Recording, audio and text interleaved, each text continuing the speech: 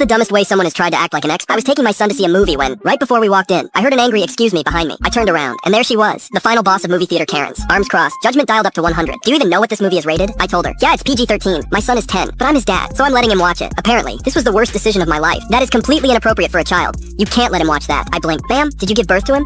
No, then why are we talking? I told her. It's my kid. If I say he can watch it, he can watch it. But instead of realizing this was none of her business, she doubled down. Movies like this will corrupt him. Kids shouldn't be exposed to such violence. Bro, the movie, a superhero movie, with a talking raccoon. I said, ma'am, I promise you, watching a PG-13 movie isn't going to turn my son into a criminal. Then, she pulled the wildest move of all. She ran to get the manager. I kid you not. She dragged the poor guy over like she was making a citizen's arrest. This man is letting his son watch an inappropriate movie. The manager just stared.